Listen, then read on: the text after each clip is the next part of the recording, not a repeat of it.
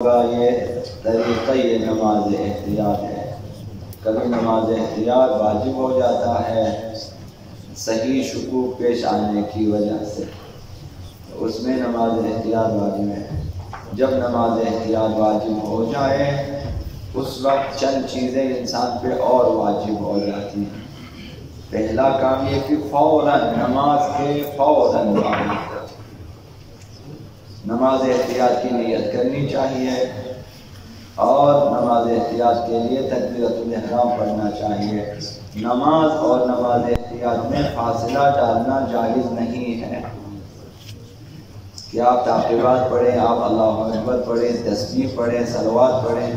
یہ جائز نہیں ہے، وقفہ جائز نہیں ہے۔ نماز اصل نماز کے فوراً بعد، اصل نماز کہاں ختم ہوتی ہے؟ جب آپ سلام پڑھ لیتے ہیں، السلام علیکم ورحمۃ اللہ وبرکاتہ، نماز آپ کی ختم۔ اس کے بعد آپ کو کچھ نہیں کرنا، فوراً نماز احتیاط کے لیے کھڑا ہو جانا ہے۔ اگر کھڑے ہو کر پڑھنا ہو، اگر بیٹھ کر پڑھنا، وہیں پہ فوراً نماز احتیاط کی نیت کرنی چاہیے کہ اگر ایک رکعت ہے تو نیت کریں کہ میں ایک رکعت نماز احتیاط بجا لاتا ہوں، واجب قربتاً للہ۔ اگر دو رکعتیں ہیں تو دو رکعتوں کی نیت کریں گے، دو رکعتیں نماز احتیاط بجا لاتا ہوں، واجب قربتاً للہ۔ پھر تکبیرۃ الاحرام واجب ہے، نماز احتیاط میں تکبیرۃ الاحرام واجب ہے۔ نیت کے فوراً بعد تکبیرۃ الاحرام پڑھیں، اللہ اکبر کہیں۔ پھر اس کے بعد قراءت واجب ہے، قراءت میں صرف سورہ حمد واجب ہے، دوسرا سورہ نہیں ہے، یعنی اصلاً آپ کے لیے سورہ ہے ہی نہیں ہے اس میں، نہیں ان کی اختیاری اور اختیاری بھی نہیں ہے، صرف سورہ حمد ہی پڑھنا ہے۔ اور اس کے بعد سورہ حمد کے بعد رکوع میں جانا ہے۔ قنوت بھی نہیں ہے نماز احتیاط میں کسی بھی طرح، قنوت ہے ہی نہیں، چاہے دو رکعت میں، تین رکعت میں، ایک رکعت۔ نماز احتیاط میں جتنی بھی رکعت ہیں قنوت نہیں ہے، سورہ نہیں ہے، قنوت نہیں ہے۔ رکوع میں جانا ہے اور ذکر رکوع پڑھنا ہے، سبحان ربی العظیم یا 3 دفعہ سبحان اللہ مثلا۔ پھر رکوع سے کھڑا ہونا ہے، بدن کو ساکن کرنا ہے، یہ بھی واجب ہے۔ پھر اس کے بعد آپ نے جانا ہے پہلے سجدے میں، جس طرح عام نمازوں میں ہم سجدہ بجا لاتے ہیں، سکون بدن کے ساتھ ذکر سجدہ پڑھیں، پھر اٹھیں، بدن کو ساکن کریں، دوبارہ سجدے میں جائیں، پھر سجدے سے اٹھیں اور بدن کو ساکن کریں۔ اگر ایک رکعت ہی نماز احتیاط ہے تو یہیں پر آپ نے تشہد پڑھنا ہے اور آخری سلام پڑھنا ہے، صرف آخری سلام، السلام علیکم ورحمۃ اللہ وبرکاتہ، تشہد کے بعد۔ دونوں سجدوں کے بعد آپ نے تشہد پڑھنا ہے، اشہد ان لا الہ الا اللہ، تا صلوات۔ جب صلوات پڑھ لیا تو تشہد ختم، آخری سلام، السلام علیکم ورحمۃ اللہ وبرکاتہ۔ اگر 2 رکعت ہی نماز احتیاط ہے تو پہلی رکعت کے دونوں سجدوں کے بعد کھڑے ہو جائیں، جس طرح پہ جو ہے پہلی رکعت میں کیا کہ انسان سورہ حمد پڑھے، دوسرا سورہ نہیں ہے، رکوع کریں، دونوں سجدے بجا لائیں، اس کے بعد تشہد پڑھیں اور آخری سلام پڑھیں۔ یہ یہاں پہ نماز احتیاط کا طریقہ ختم ہے۔ اب اس کے چند اور مسائل ہیں، انشاءاللہ آئندہ آپ کی خدمت میں عرض ہوں گے۔ حضرت آقا امام جعفر بن صادق علیہ السلام ارشاد فرمایا اس سلسلے میں کہ فقیہ ہے، جامع الشرائط کی تقلید واجب ہے، اس سلسلے میں فرمایا کہ عمر ابن حنظلہ سے فرمایا، چھٹے امام نے، کہ من کان منکم ممن قد روا حدیثنا، تم شیعوں میں جو دانشمند، جو عالم، جو فقیہ ایسا ہے کہ وہ جو ہے ہماری حدیثوں کی روایت کرتا ہے، ہماری حدیثوں کو جانتا ہے، سمجھتا ہے اور آگے بیان کرتا ہے، روایت کرتا ہے۔ وَنَظَرَ فِي حَلَالِنَا وَحَرَامِنَا، ہمارے حلال و حرام میں صاحب نظر ہے، دقت کرتے ہیں، بابصیرت ہیں، آگاہ ہیں، کیا حلال ہے کیا حرام ہے، جانتے ہیں۔ وَعَرَفَ أَحْكَامَنَا، اور ہمارے احکام کی بھی شناخت رکھتے ہیں، یعنی فقیہ یعنی مجتہد۔ تو پھر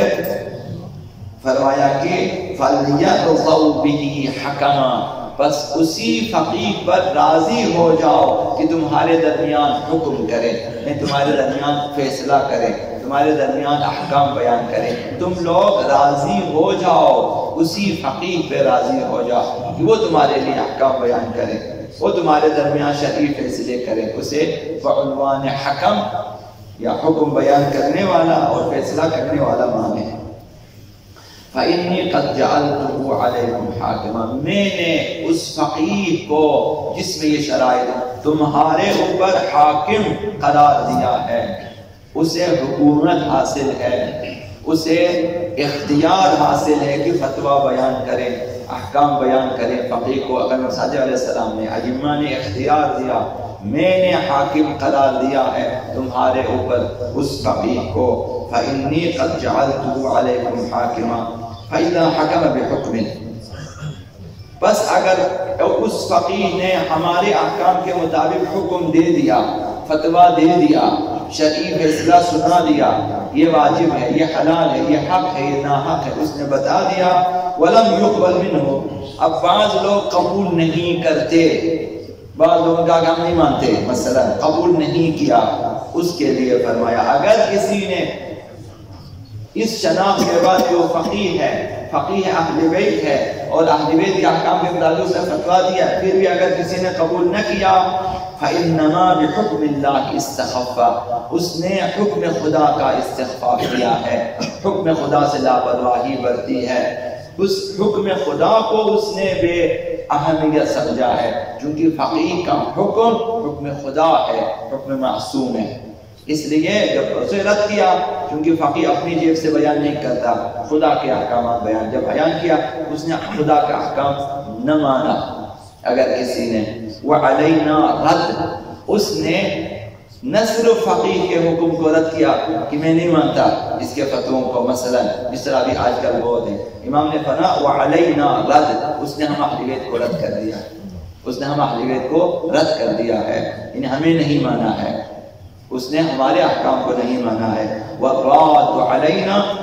الرَّادُ عَلَى اللَّهِ، جو ہم اہل بیت کو رد کر دے اس نے خدا کو رد کر دیا ہے، جس نے ہم اہل بیت کے احکام کو نہ مانا یعنی اس نے خدا کے حکم کو نہ مانا، خدا کے حکم کو رد کیا، یہ مساوی ہے، فقیہ کا حکم نہ ماننا، خداوند متعال کے حکم کا انکار کرنا، یہ مساوی ہے۔ اور فرمایا وَهُوَ عَلَى حَدِّ الشِّرْكِ بِاللَّهِ، جو خدا کے حکم کے بارے میں کہہ کہ میں نہیں مانتا، وہ سرحد شرک پر ہے، وہ انسان قریب ہے کہ مشرک بن جائے، یعنی اس حد تک ہے فقیہ کے حکم کو نہ ماننا، یعنی یہ بنا برئین لازم ہے کہ کسی فقیہ عادل کی جامع الشرائط کی تقلید کریں، ان کے فتووں کو قبول کریں، یہ دیکھیں کہ اس نے لکھا ہے، بس آپ کہیں گے یہ اللہ کا حکم ہے میرے لیے، بس اسے جو ہے قبول کریں، خوشی سے قبول کریں اور سیکھیں اور عمل کریں۔ ہم عوام کے لیے کسی جامع شرائط کی تقلید نہ کرنا یا برائے نام تقلید میں ہونے کا دعویٰ کرنا اور احکام نہ سیکھنا، جیسے ہم میں سے بہت سارے لوگ ہیں، دعویٰ ہے کہ میں مثلا فلاں فقیہ کی تقلید لیکن احکام نہیں سیکھا، کہ تقلید نہ کرنا ایک اور احکام نہ سیکھنا یہ کوئی معمولی بات نہیں ہے، یہ کوئی معمولی گناہ بھی نہیں ہے، اس کا کمترین عقوبت یہ ہے کہ سعادت ابدی سے محروم ہو سکتا ہے، اخروی کامیابی سے محروم ہو سکتا ہے اور سزائے الہی کے ہم مستحق ہو سکتے ہیں، انہیں بہت بڑا گناہ ہے، بہت عظیم گناہ ہے۔ فقہاء یہ جامع الشرائط کے ہوتے ہوئے اور زمانے غیبت کے ہوتے ہوئے، اہل بیت اطہار کا حکم ہوتے ہوئے کہ ان کے احکامات کو نہ سیکھنا یا نہ ماننا یا تقلید نہ کرنا یہ بہت بڑا گناہ ہے۔ سب پہ واجب ہے کہ اپنے اعمال و عبادات کی درستگی کے لیے کسی جامع الشرائط فقیہ کی تقلید کریں، احکام کو لے لیں، سیکھیں اور عمل کریں، تاکہ انشاءاللہ العزیز ہماری آخرت آباد ہو سکے۔